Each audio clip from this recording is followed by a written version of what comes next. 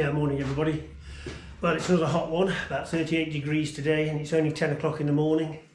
So I've been around to my mate Tom and picked up some ladders so I can do the roof job, but I'm definitely not doing it while it's this sort of temperature out in the sun all day.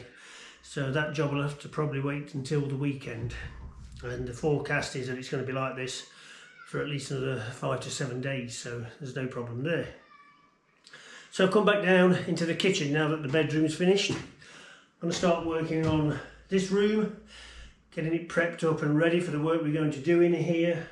We've got some plans that keep changing, but I think we've got the general idea now of what we're going to do in here, but I'll come on to that at a later time as and when we're doing it.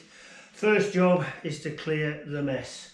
This has been used as like a dumping ground, as we do with every room. You know, if we've got a spare room, that's where everything goes while we work on another room. So this definitely needs cleaning out, and that's the first job of the day. So catch you later.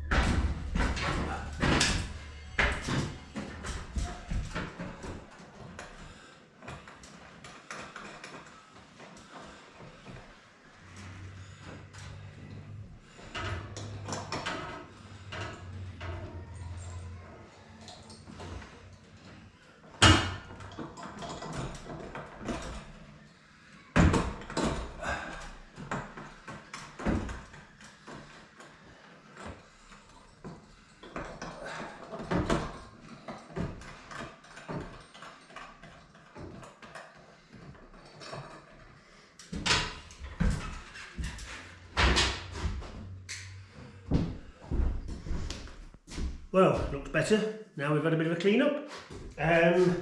So yeah, as I say, we've changed a few things, a few ideas and whatever. So the main change that we decided on the floor area is that we're going to put an island in.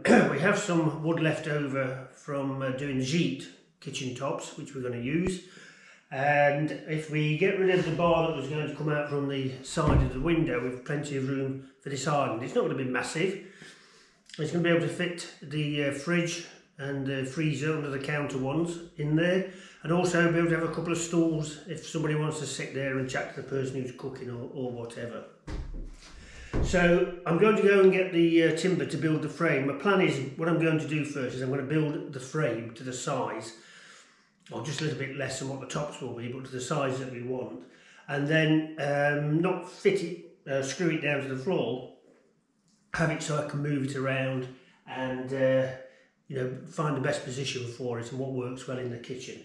So I'm going to nip off down to Brico Depot, get some timber, come back and then start to assemble the frame for the island.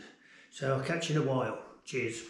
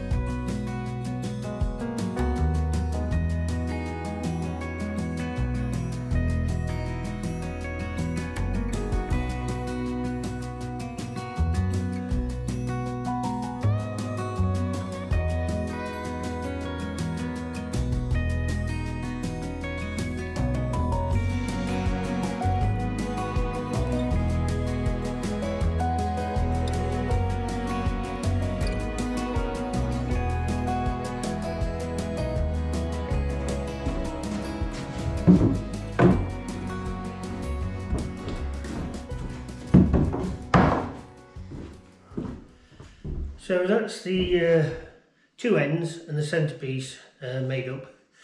And when I lay them out on the floor, I'm going to screw them down into position, not the final position, just a position where I can work on the rest of the frame without this moving around. So yeah, that's the next plan. I'm going to have to cut a lot more wood, but they went together pretty easy, so I'm pleased about that. So let's lay them out and get some idea of what it's going to look like. Okay.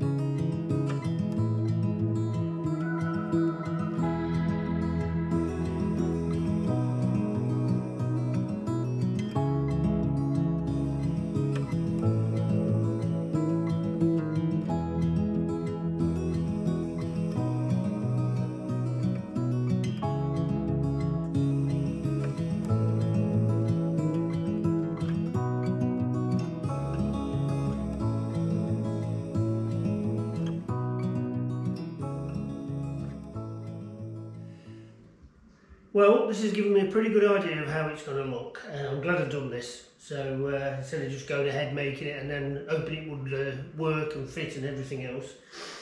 The centre rail is in the middle of the window, so it's even both sides. Plenty of room to walk around. The minimum distance I've got is from that end to the cooker, which is 36 inches, which is more than enough for two people to have to pass if they want to, and for doors opening and such like. About 40 inches from here to the table, so it's not obstructing anything at all, which was one of my concerns when we decided to go with this. So we're going to go for a rustic French farmhouse look, and we're going to clad the outside in timber.